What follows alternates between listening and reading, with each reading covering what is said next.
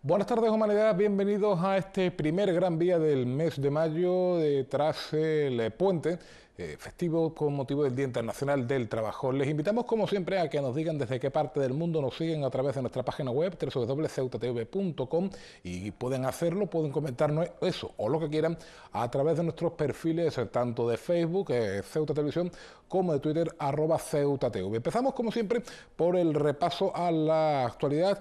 Hoy es 2 de mayo, Día de la Dependencia, y hoy es la jornada en la que se homenajea a uno de los ceutíes más ilustres de la historia, Jacinto Ruiz de Mendoza. El tradicional acto de homenaje al teniente Ruiz ha comenzado con una misa en la iglesia de San Francisco a las 12 del mediodía, a la que han asistido las autoridades civiles y militares. En la misma ha habido un momento para el recuerdo al teniente Ruiz y a todos los caídos por la patria.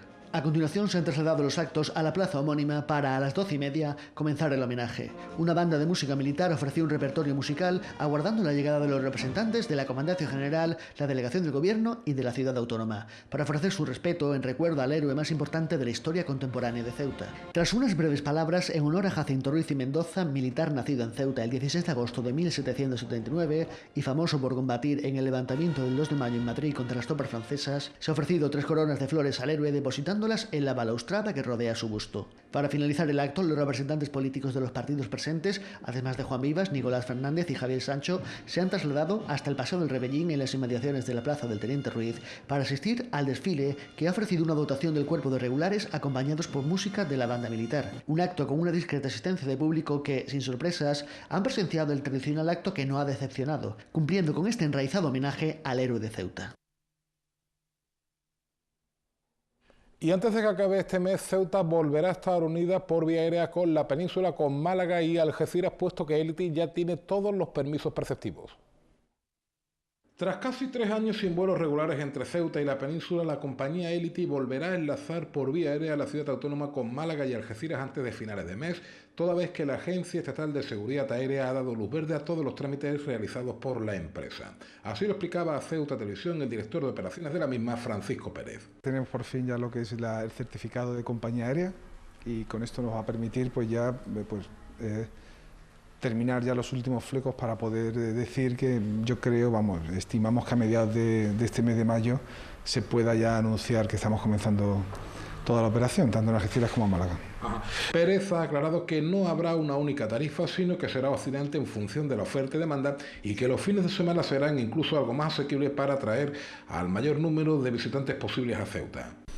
Bueno, los precios van a ser variables, una novedad que no ha existido nunca aquí, un precio variable para poder dar opciones a todo tipo de tarifas, ¿no?, y de valores económicos. Los precios en torno a los 35 euros hacia Algeciras y los 120 en la ruta de Málaga estarán bonificados al 50% en el caso de residentes. En cuanto a las tasas, serán asumidas por la propia compañía, por lo que el billete final será más barato que antes de interrumpirse el servicio.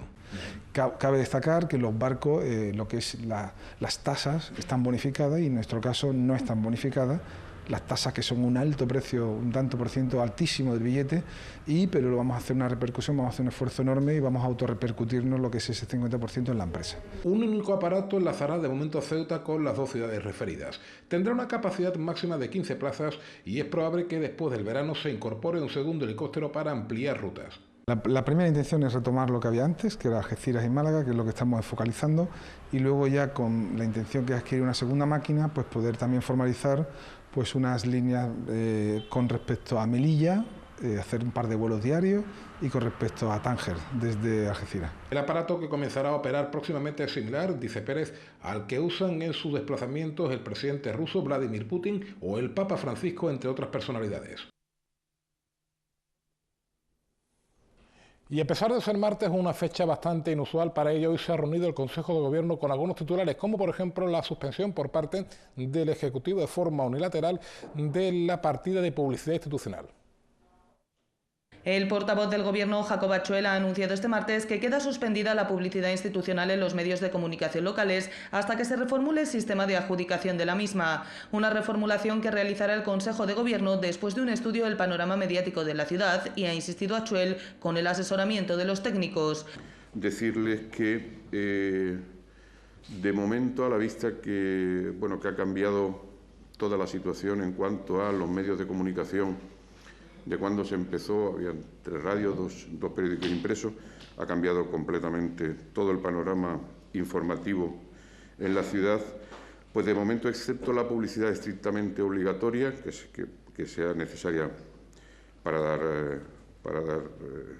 conformidad legalmente o publicaciones de decreto, de momento queda suspendida la publicidad institucional hasta que en el seno del Consejo de Gobierno y también con el asesoramiento técnico preceptivo, pues podamos llegar a una reformulación de lo que es el gasto por publicidad institucional. Respecto a quién ostentará a partir de ahora las competencias relativas a la publicidad institucional, tras la anunciada dimisión de Carreira, el portavoz del Ejecutivo ha negado la mayor y ha explicado que, pese a que así lo anunció ante los medios, Emilio Carreira no ha renunciado a sus competencias ni formal ni legalmente, por lo que la publicidad institucional sigue dependiendo de la misma persona. Sí, bueno, él formalmente, legalmente no ha renunciado, es decir, él ha manifestado la intención de renunciar y, mejor dicho, si no me equivoco, les mandó a ustedes algún tipo de comunicado en que no era una intención, sino una decisión.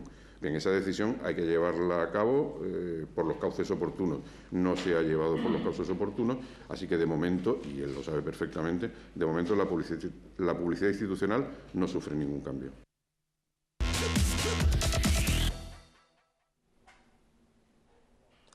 Y como siempre, llegados a este punto, vamos a repasar las noticias más destacadas de los diarios, tanto locales como nacionales, a media tarde.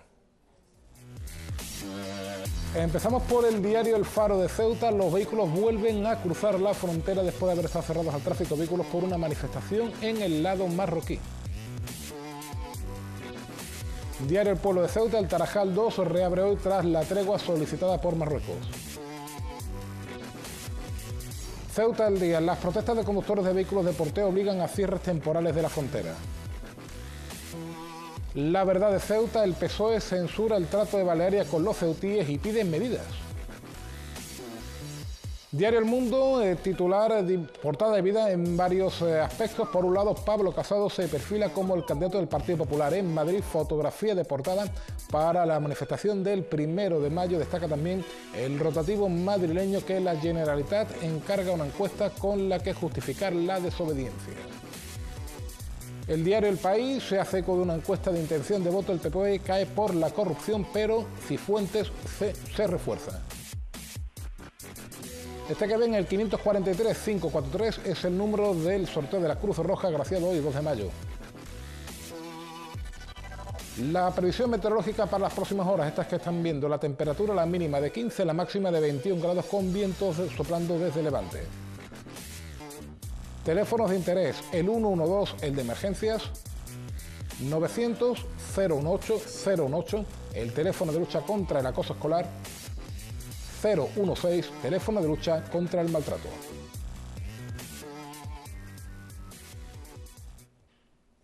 Bien, pues llegados a este punto vamos a tomarnos un pequeño descanso y enseguida entramos en materia. No se muevan.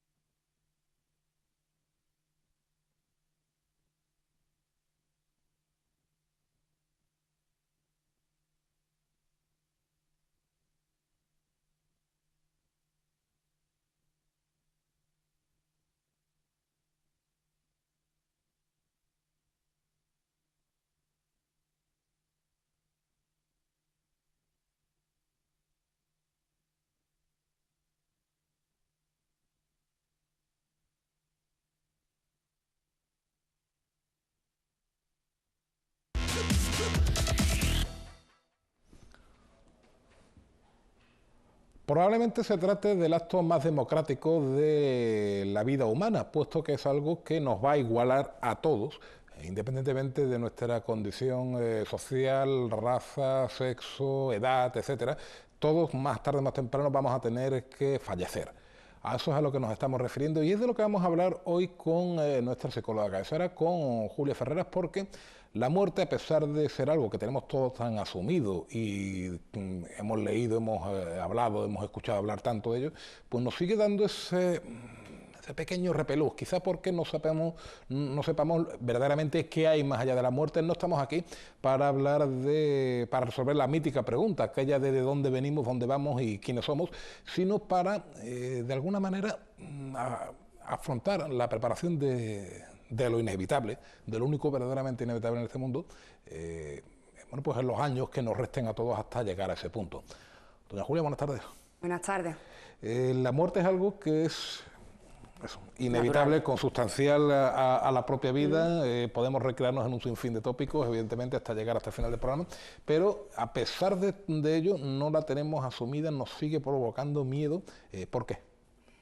Nos sigue provocando miedo la propia muerte, nuestra propia muerte, tú bien lo has dicho, porque realmente no sabemos qué es lo que nos espera al otro lado de ese momento, si realmente se acaba todo o si seguimos. Eso también se han intentado dar muchas explicaciones a través de la religión, a través de la espiritualidad, pero realmente no sabemos.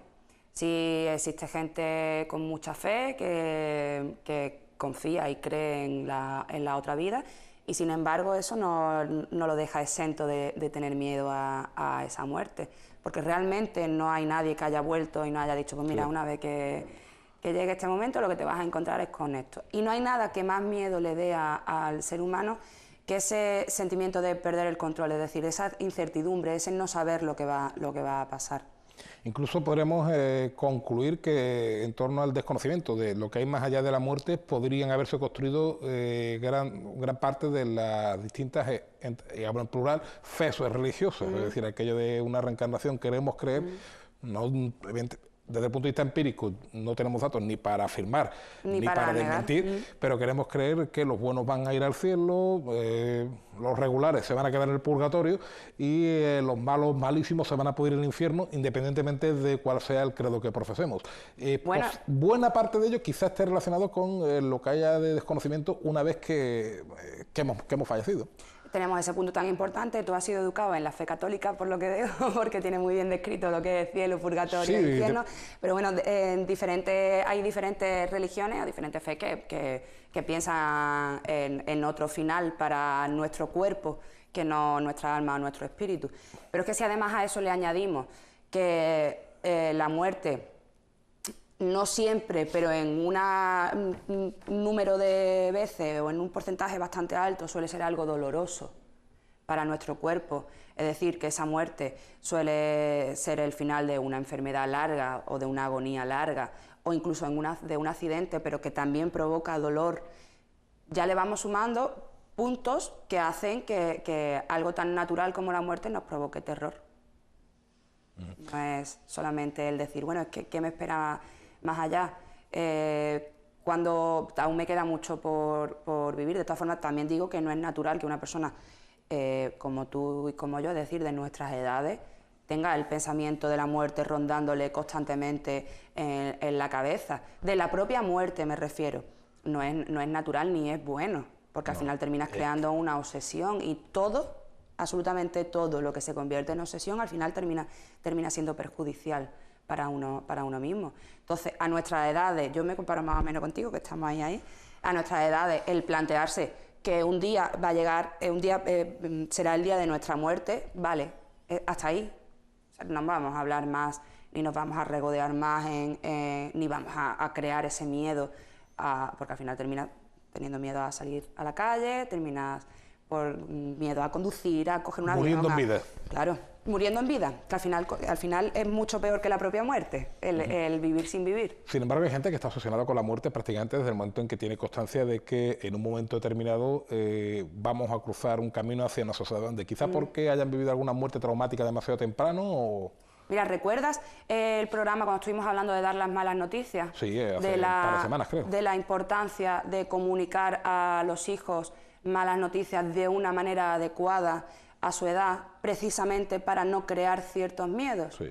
Pues una persona que se encuentra a nuestra edad, o que desde que, como tú dices, desde que ha surgido en él la conciencia de la muerte, está obsesionada con ese tema y ha creado un miedo infundado a la propia muerte, probablemente venga por ahí. Venga porque realmente la muerte como tema de conversación no se ha tratado bien en su entorno. Y eso ha creado, como bien tú has dicho, ha habido una muerte traumática en su infancia.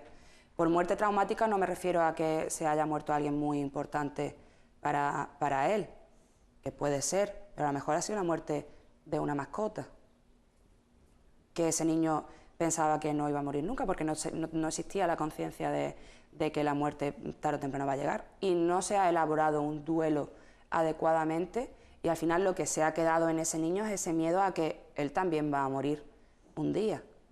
Con los años se va agravando esa fobia y al final lo que terminamos es con un adulto obsesionado con la propia muerte, que además va a desembocar en diferentes trastornos, en una hipocondría, en un miedo atroz a enfermar.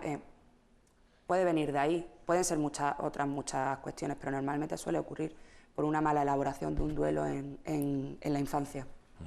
Y es cierto que, volviendo al tema de la infancia, muchas veces a los mayores nos cuesta trabajo entender o explicar algunas muertes de gente terriblemente joven que se nos va tras una agonía larga, etcétera. Claro, explicarle a estos niños es todavía más complicado, como decíamos hace un par de semanas. Claro, sobre todo porque además piensa que le vamos a explicar a un niño el fallecimiento de una persona que en nosotros también está generando emociones negativas. Es decir, tenemos que lidiar con nuestro propio duelo y a la vez elaborar un duelo de manera correcta en ese niño. Es decir, tenemos que manejar nuestro propio dolor, porque lo siento, pero el duelo duele. Sí, ¿no? Eso es una premisa. O sea, intentar que un duelo no provoque daño en nosotros es antinatural. El duelo duele. Eso es así. Entonces tenemos que lidiar con nuestro propio dolor y a la vez ir educando a nuestros hijos para que lidien con ese dolor, porque se van a encontrar, por desgracia, en mayor o en menor medida a lo largo de su vida. Sí. Eso es inevitable. Una vez que, como yo digo, duelen todas. Quizás la primera es la primera muerte en tu seno, en tu círculo, del que eres consciente, suele ser la más dolorosa, no la más dolorosa, sino la que más... La que más te impacta, porque... Claro, la que más dudas crea. Date cuenta que de repente llega un acontecimiento completamente nuevo e inesperado a tu vida. Y además ya te están diciendo que te vayas acostumbrando, porque esto va a ocurrir a partir de ese momento por lo menos 2 o 3 ocasiones más, mínimo. 2 o 3 estoy poniendo un padre, una madre, un abuelo, mínimo. Entonces, muy complicado para el adulto en ese momento no solo lidiar con su propio duelo, cuando él mismo se está haciendo ciertas preguntas, como el por qué, buscar las razones de esa muerte, como la culpabilidad, si yo hubiera hecho, que son preguntas que cuando fallece alguien muy cercano, alguien que es muy importante para nosotros, nos las hacemos de manera inconsciente. Pues aparte de tener que resolver nosotros esas propias preguntas propias, tenemos que ayudar al niño a resolverlas. En esos casos, cuando estamos hablando de muertes, como tú has dicho, con un cariz más traumático, porque es gente joven o porque es una muerte muy inesperada o porque ha sido una muerte muy llamativa, por lo que sea, cuando ya estamos hablando a lo mejor de suicidio o estamos hablando de asesinato o estamos hablando ya de muertes un poco más traumáticas, ya no solo para la propia persona, sino si además hay niños de por medio, niños en la familia, yo siempre recomiendo que se acuda a un profesional antes de que ese duelo se convierta en patológico. Volvemos a esta escena que hemos planteado en muchas ocasiones en el programa aquello de sentarnos con los niños a ver la televisión. Hoy creo que se cumplen, si no son 5 o 6 años, de una de las muertes más buscadas por medio planeta, porque era uno de los tipos más odiados de nuestra generación, como es el fallecimiento de Osama Bin Laden. Entiendo que en muchos hogares, cuando vieron aquel histórico mensaje de Barack Obama, del presidente de los Estados Unidos, diciendo he ordenado la ejecución esta noche de Osama Bin Laden, pues pudo haber gestos de euforia o de celebración. Claro, yo no voy a entrar ahí a juzgar en que la vida de un tipo, desde luego, a todas luces despreciable como fue Bin Laden o como fueron otros tantos, nos parezca mejor o peor, pero el hecho en sí de celebrarlo delante de un niño, ¿qué mensaje le estamos mandando? Sí, que ya no hace falta el mensaje de Barack Obama. Yo tengo grabada la imagen de esa mesa con Hillary Clinton, sí, ¿no? Con todo, presidiendo. Que le faltaba las pizzas y las Coca-Cola. Viendo los monitores y celebrando el momento de... Bueno, no estaban celebrando, las famosas imágenes estaban en tensión porque era, en el momento porque era el momento en el que estaban las tropas. En el momento que se produce la entrada y lo celebran, eso es un mensaje muy contradictorio para los niños, evidentemente. Para un niño que ya haya vivido además una muerte cercana. Porque por un lado, dice, vamos a ver, yo recuerdo lo que provocó, los sentimientos que provocó en mí la muerte de este familiar o de este amigo, o de esta... ¿Cómo pueden estar celebrando que una persona haya muerto? En nuestra cultura, en nuestra sociedad, es muy contradictorio para ese niño. Pero es que además lidiamos con la segunda parte y es el he ordenado que se asesine, que se mate, que se capture, que... Tienes que entrar a explicarle a un niño ya, dependiendo de la edad, de que estamos hablando ya de palabras mayores, estamos hablando de política mundial, estamos hablando de una persona que ha asesinado a muchísima gente y que evidentemente matar no está bien, que no es la solución, pero que en este caso era la única solución posible. Eso ya entra dentro de la educación de esa familia, de la educación de los valores que tenga esa familia. Ahí sí influye mucho, va a influir mucho en la visión religiosa de esa familia o la fe que procesen, o si no procesan ninguna fe. Pero sí, es muy contradictorio. Pero ya no hace falta que te vayas a la realidad, si es que en la ficción lo vemos a diario, como hay muertes que son celebradas y muertes que son lloradas. En cualquier película, cuando el malo muere, se celebra y no deja de ser un asesinato. El bueno ha matado al malo, lo ha matado. No es...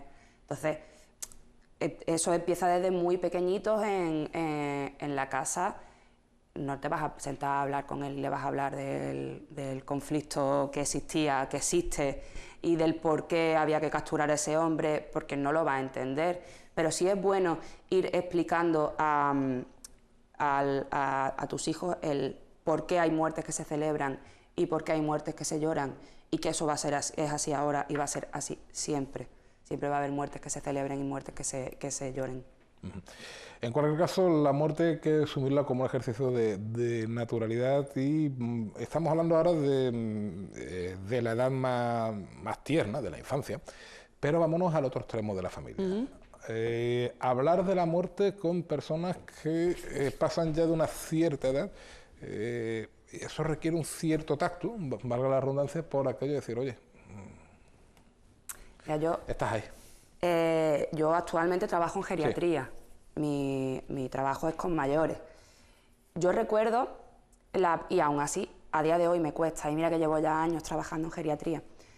Yo recuerdo la primera vez que una persona mayor me planteó que él iba a morir y que le daba miedo, que él sabía que su muerte era inminente y que le daba pánico, que le daba terror. Y venía que yo le ayudara como psicóloga. Ya me empezaron a temblar las piernas, yo no sabía por dónde salir realmente. Intenté escapar en ese momento, voy a ser sincera completamente, en ese momento intenté escapar porque era algo nuevo para mí. Era elaborar, no era elaborar un duelo realmente, era una preparación hacia la muerte. Entonces intenté escapar en ese momento como pude y claro, me empapé. Me puse a estudiar, me puse a buscar bibliografía, me puse a leer, a ver qué es lo que había estudiado sobre esto. Y es verdad, y cada vez me lo he encontrado otras muchas veces, de gente que es consciente de que le queda muy poco tiempo para morir y o bien tienen miedo o bien tienen muchos asuntos internos pendientes y no quieren irse así, no quieren fallecer de esa manera y te piden que les ayudes a preparar su propia muerte. O bien de una manera muy serena y de una manera muy tranquila, o bien, como el primer caso que me encontré, por desgracia, de una manera muy angustiosa, o sea, con una gran angustia, con mucho miedo, con con muchas preguntas además que se me hacían a mí, que tendría en ese entonces, pues no sé si tendría 23, 24 años, claro. Que no tendría más, que estaba recién terminada la carrera además, de encontrarme eso con muchas preguntas que no sabía responderle, que no tenía ni idea de cómo responder y que le tienes que intentar no dar una respuesta, sino o hacer, si son preguntas que no tienen respuesta o que no conocemos la respuesta a día de hoy, intentar que no se las plantee, sino que busque otro camino, que busque otra elaboración. Y si hay preguntas que sí tienen respuesta y no van a ser agradables esas respuestas, intentar no dulcificarlas, pero sí hacer un trabajo de aceptación y de la realidad. Has mencionado algo en el caso de esta persona que me parece también importante. De hecho, te lo voy a preguntar, aquello de los asuntos pendientes, ¿no? Es decir, ¿qué va a ser supongo, qué va a ser de mis hijos? Tengo estas deudas, no sé, cualquier historia por el estilo. Supongo que cuando una persona llega a una determinada edad y ve que los que tiene alrededor son capaces de desenvolverse por sí mismos, etcétera, pues entonces cuando entramos en la fase aquella de serenidad de la que me hablabas, ¿no? Sí, vamos, de otra forma, cuando te hablaba de asuntos pendientes, no me refería tanto a cosas externas del individuo, sino a cosas internas, a pequeños nudos, que yo llamo nudos de angustia que esa persona tenía dentro, que quería resolver antes de morirse. Pero en el caso que tú dices, también es muy típico el encontrar asuntos exteriores, externos, que se quieren resolver y algunos se pueden resolver y otros, por desgracia, no. Entonces, volvemos a lo mismo. Pero ya no solo cuando nos enfrentamos a la muerte, sino en nuestro día a día. Cuando hay algo que no podemos solucionar, que no tiene solución, que no tiene respuesta, que no tiene explicación, sé que es muy fácil decirlo y muy complicado hacerlo, pero es que no nos queda otra que no sea el aceptar la realidad y vivir con ella. Eso no nos va a hacer menos felices. Una vez que tú consigues aceptar, que tú consigues cambiar lo que se puede cambiar y aceptar lo que no se puede cambiar, te guste más o te guste menos, sí se consigue esa serenidad, sí se consigue ese... es una frase que también he escuchado mucho durante estos años, el estar en paz. O sea, ya me puedo ir porque estoy en paz. Y normalmente eso suele ocurrir, te vuelvo a repetir, yo porque trabajo en un recurso residencial donde los mayores pasan años allí viviendo antes de que llegue su fallecimiento. Lo encontramos en personas, no te creas que, por ejemplo, me han diagnosticado una enfermedad tal y me quedan 6 meses de vida. No lo encontramos tan al límite. Estamos hablando de una previsión hacia la muerte con un intervalo de tiempo mucho mayor, de gente que a lo mejor le quedan 10 o 12 años aún de vida, que vienen a hablarte de ese tema y tú los miras y dices, fulanita, si estás mejor que yo, me da igual. Yo ya sé que estoy en el camino final, que ya mi camino va hacia ese punto. En ese momento, vale, le ayudas a elaborar ese camino, pero también le tienes que recordar que son 12 años, por ejemplo, que son X años, en los que si se va a centrar en su muerte, se va a olvidar de vivir. Y da igual que sean 2, 5, 6 meses, da igual. El tiempo que quede, aparte de resolver lo que haga falta para irse en paz, como ellos dicen, hay que vivir también. No nos podemos obsesionar tampoco con la muerte, ni siquiera las personas mayores. Tampoco se lo permito como psicóloga que se obsesionen con la muerte, no les dejo. En fin, no nos obsesionemos porque en cualquier caso, y eso sí estamos de acuerdo, es algo inevitable y que, bueno, pues a todos nos llegará y será menester que nos llegue, bueno, pues en ese momento que tú decías de alcanzar la paz interior, de estar preparados, ¿no? Y yo creo que eso es un marcador que cada persona se establece y cada uno sabrá qué es lo que necesita para estar bien, para estar preparado para marcharse. Pues hasta la próxima semana. Hasta la próxima semana. Seguimos unos minutos.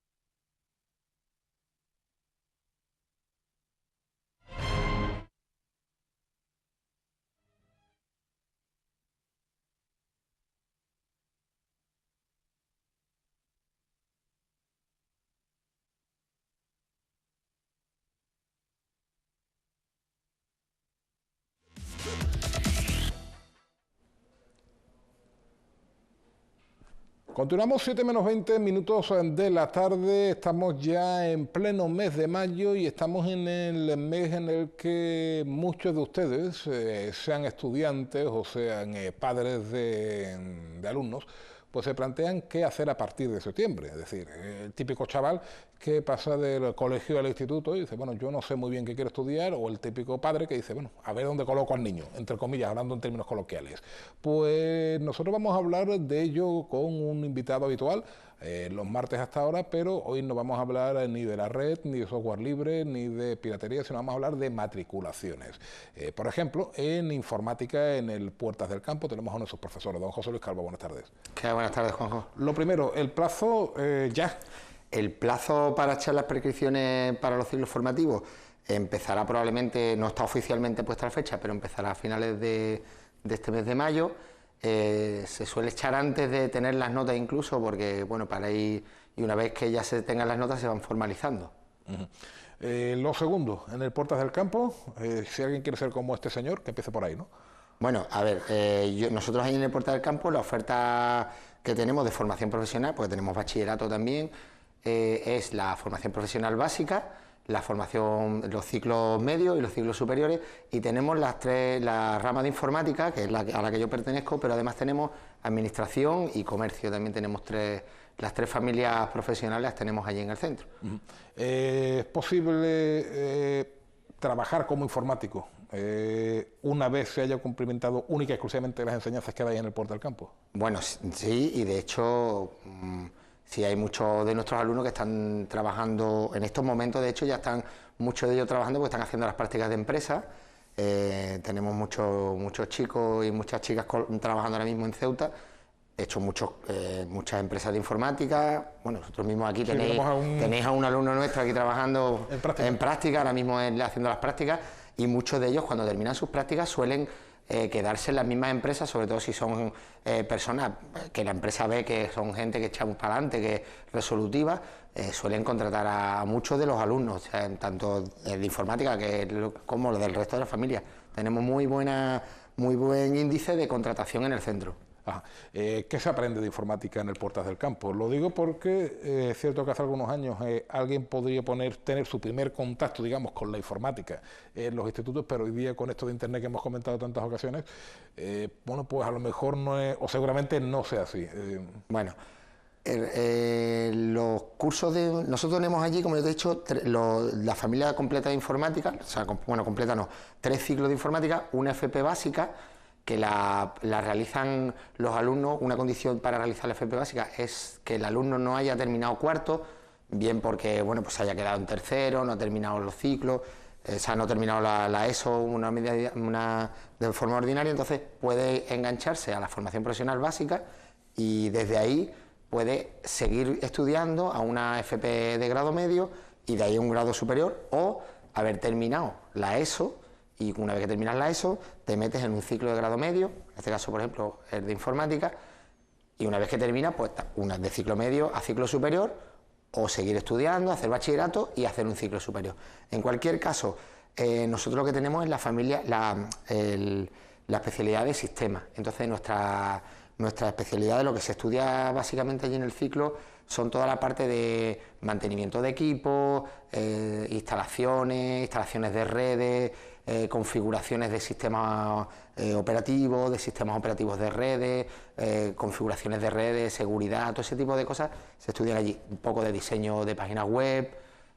La verdad es que el ciclo tiene una rama, o sea, un abanico bastante amplio de asignaturas que te posibilitan para trabajar en un montón de puestos diferentes. Pues claro, si cuando algunos pasamos por aquellas aulas hace ya 20 tantos años, que fíjense, todavía estaba en la cocina el Windows 95, me acuerdo, decía que la informática era el futuro, ahora ya es que sin informática, ¿dónde vas? Claro, ahora mismo la informática prácticamente nos rodea. Cada vez que nos movemos, giramos, hacemos un gesto, estamos por ir utilizando un sistema informático. Desde que toqueteamos nuestro móvil para darle un like a la página de Ceuta Televisión, le voy a darle al like, pues por detrás eso tienen que hacerlo, ahí hay un programa informático y hay un sistema que está funcionando, que ejecuta ese comando, que lo lanza, que bueno, los móviles, que ya los móviles, como les digo yo a mis alumnos, los móviles son los ordenadores de hoy y tienen la potencia del ordenador, prácticamente no la potencia, mucho más potencia que el ordenador que lanzó el primer cohete al espacio. O sea que tenemos unas máquinas muy potentes en nuestras manos y todo eso lleva detrás a gente que los gestiona, que los arregla, que los mantiene, y esos son pues nuestros alumnos de los ciclos formativos. Bueno, no sé si son ordenadores que nos caben en el bolsillo y nos permiten hablar, o teléfonos con aplicaciones informáticas, porque están evolucionando hasta el punto de que yo ya no sé muy bien qué llevamos en el bolsillo. Bueno, realmente han dejado de ser teléfonos a ser ordenadores que tienen una aplicación para hablar por teléfono. Sí. De hecho, ya hay muchísimas compañías que incluso ni siquiera tienen red de telefonía, sino que a través de algún programa pues podemos hablar. O sea, que lo único que nos ofrece es la conexión de datos y a través del programa la tenemos. De hecho, las compañías de telefonía habituales de casa, ahora mismo en muchas familias podrían hacer la prueba, ahora mismo no, pues si no dejarían de vernos, pero cuando estén en casa tranquilos, si apagan el router de su casa, verán que no funciona el teléfono en muchísimas casas. Eso es porque ya prácticamente las líneas telefónicas han desaparecido, es decir, todos son datos. Realmente todos son datos. Con lo cual, imagino, y no era el motivo de esto, si quieres lo dejamos para próximas semanas, es que el futuro de las compañías telefónicas clásicas no es precisamente halagüeño. No. El futuro de las compañías telefónicas va por temas de internet y conexión de datos y compartir datos, más que por la telefonía clásica. Bueno, digo que esto lo dejaremos para las próximas semanas porque de luego es un tema apasionante, pero como les digo, estamos en pleno periodo en el que ya, bueno, pues hay gente que más o menos, bueno, todos están preparando los exámenes finales, ya más o menos los chavales empiezan a decidir qué quieren hacer con su vida, y en el Puertas del Campo se puede hacer informática, pero no solo eso. Claro, nosotros ofrecemos allí la rama de informática, pero además, como ya he dicho antes, también tenemos la familia de administración. Entonces, en la familia de administración, pues disponemos de gestión administrativa, de asistencia a la dirección, ciclos superiores. Tenemos también la familia de comercio, que tenemos actividades comerciales de grado medio. Y me trae un poco la chuleta, porque como no mi especialidad es gestión de ventas y espacios comerciales, que es además un ciclo online, que es un ciclo que está teniendo mucha aceptación, porque muchas de las personas que en su día hicieron el grado medio de actividades comerciales, hicieron las prácticas, se quedaron en las empresas trabajando y quieren seguir formándose. Y entonces, claro, al estar trabajando les es bastante complicado ir a clase, entonces se optó por hacer un grado superior, pero online. Y ese está teniendo bastante aceptación a nivel de los ciclos de administración y de la familia de comercio. Es uno de los que tiene mucha aceptación. Ajá. Bueno, antiguos conceptos reconvertidos a la vida moderna. Pues sí, hombre, yo desde aquí quería lanzar porque también... Porque Puertas del Campo, evidentemente... es el instituto de FP, como decían. El FP, efectivamente, de administrativo y de informática, pero como ven, se ha reconvertido, bueno, pues a un nuevo lenguaje, pero en el fondo sigue siendo lo mismo, enseñarnos a desempeñarnos la vida, a desenvolvernos, a desempeñarnos en cualquier estado rama. Hombre, yo lo que quiero es, desde aquí también, echar una lanza por la formación profesional, porque siempre ha sido un poco el hijo malo de los estudios, y el que antes era, pues si no vales para estudiar, pues haz un FP.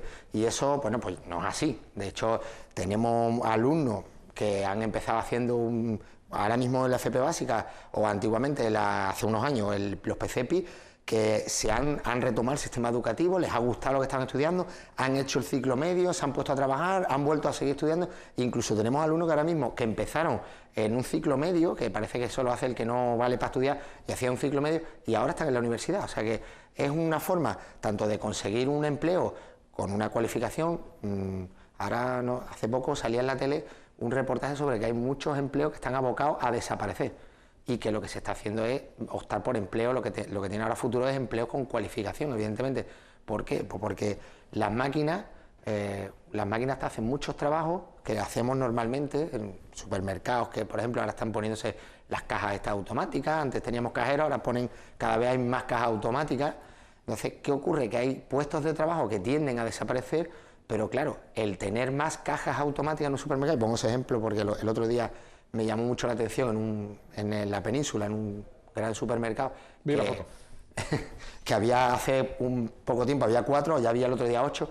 ¿Qué ocurre? Eso lo necesita controlar alguien, es decir, que el funcionamiento de eso lo tiene que hacer alguien. Entonces, esas personas son gente cualificada, ¿Por qué? Pues, bueno, pues básicamente pasar un bote de leche y lo puede hacer cualquiera, sin embargo, pues manejar, controlar, gestionar y reparar esas máquinas que lo hacen automáticamente necesitan una persona cualificada. En eso estamos. Entonces, tenemos muchas salidas profesionales y están muy bien vistos y muy bien valorados. Y una cosa que tenemos en el Puerta del Campo, que yo creo que debo decirlo también, es que tenemos el único centro de Ceuta que tiene un programa Erasmus. Y ahora mismo nosotros tenemos, si no recuerdo mal, más de 10 niños estudiando, bueno, estudiando no, haciendo las prácticas de empresas. Los tenemos entre Irlanda, los tenemos en Malta y en Italia por primera vez este año también tenemos alumnos que están haciendo ahí sus prácticas. Y están muy bien vistos, cada año nos llaman y nos dicen, oye, ¿podéis mandarnos más alumnos? Están muy bien formados y muchos de ellos los han intentado fichar en las empresas del extranjero, o sea que en eso tenemos que estar muy orgullosos de nuestro centro. Además de que creo que habéis sido el primer centro en recibir alumnos Erasmus de... También tenemos alumnos Erasmus que vienen haciendo las prácticas aquí, vienen a hacer las prácticas a Ceuta a través de nuestro centro. Claro, es un intercambio. Bueno, pues la semana que viene volveremos a hablar de nuestras cosas. Me recuerda mucho esa imagen que comentaban, ¿no? de la fotografía, una película. Recientemente, creo que la semana pasada se cumplían no sé cuántos años del nacimiento de Chaplin, que ya saben que una de sus grandes obras maestras fue Tiempo Moderno, ¿no? Que hace 80 años ya casi nos advertía de esto. Y dejo una reflexión al hilo del 1 de mayo, que fue ayer, del secretario general de UGT, de Josep Álvarez. Creo que es de él, si no es de él es de Tocho, que me disculpe el que no sea, hablando de que quizá llegue el momento de pedirle cotización a la Seguridad Social, a las propias máquinas, por aquello del coste que ocasionan en el empleo, que se pierde, en fin. Es un debate que puede parecer algo frívolo, pero si lo analizan es bastante interesante. Quizás podamos abordarlo algún día con detenimiento. Don José Luis, si usted no manda nada más... Yo aquí estoy para lo que necesitéis, encantado de venir todos los martes aquí si hace falta y a contar cosas interesantes. Contigo es un placer estar aquí en la televisión. Y el placer es nuestro. Hasta la próxima. Anda. Seguimos en un minuto.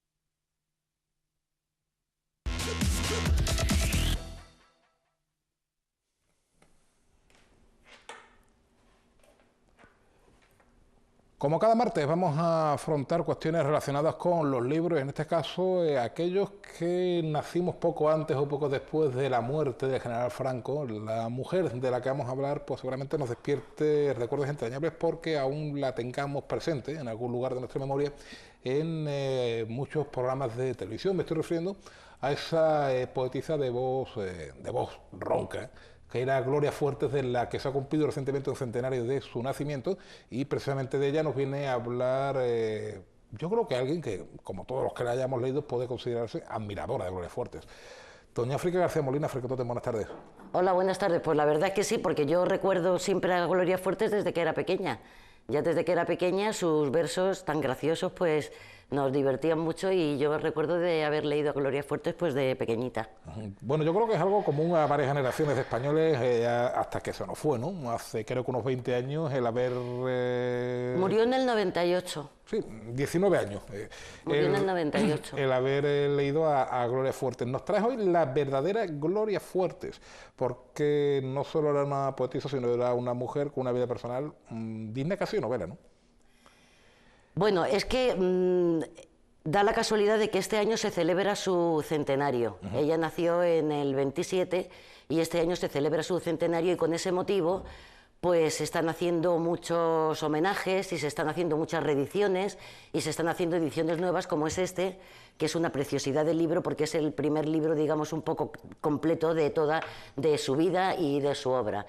Sabíamos de su obra, sabíamos algo de su vida, pero yo creo que este año, con todos los eventos que va a haber de Gloria Fuertes, pues vamos a poder conocer a esta singular y única poetisa, grande, de cuerpo y niña de espíritu y de alma, ¿no? Sí, porque en el caso de Gloria Fuertes era impactante, no solo el fondo, es decir, el poema, sino la forma, ¿no? Aquella mujer, bueno, pues yo no la conocí personalmente, pero se ve una mujer corpulenta, quizá demasiado para su época, con esa voz ronca que tenía. Sin embargo, bueno, pues tenía unos poemas muy tiernos, como no puede ser de otra manera, dedicados a la infancia. Bueno, ella tiene una obra inmensa en poesía, sobre todo dedicada a los niños, a los más pequeños, pero también tiene poesía para adultos. Escribió canciones, escribió cuentos, participó en programas infantiles de televisión, animando también. Yo la recuerdo también animando programas infantiles de televisión. Y ella empezó a escribir pues desde muy joven, porque desde muy joven pues ya le picó el gusanillo de la escritura. Trabajó de secretaria, trabajó de bibliotecaria, vivió en Estados Unidos una temporada porque le concedieron una beca, allí dio clases en distintas universidades, luego ya volvió otra vez para España y siguió ella ahí en los años 50, digamos que fue su efervescencia literaria. Que prácticamente la acompañó hasta el final de toda su vida. A Gloria Fuertes la estamos redescubriendo ahora.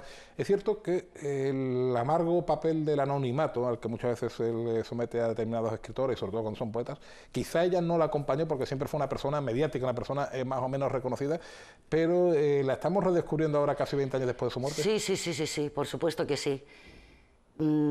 Estos últimos meses, por ejemplo, yo misma leyendo en los culturales, leyendo, porque la Feria del Libro además se va a dedicar a ella este año, tanto en Madrid como en Ceuta. Sí, estamos enterándonos de cosas de su vida que hasta ahora no sabíamos, la teníamos como eso, como la niña grande, poeta de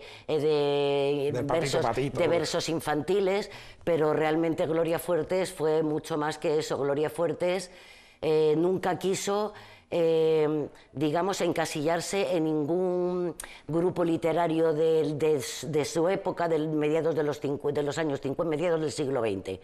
Nunca quiso encasillarse. La verdad es que tenía una poesía muy única y muy diferente al resto de los poetas que pudiera haber en ese momento, porque ella era una poeta pues divertida, le gustaba mucho, era muy sagaz verbalmente, le gustaba mucho hacer juegos de palabras, le gustaba ironizar, le gustaba hacer chistes incluso, ¿no?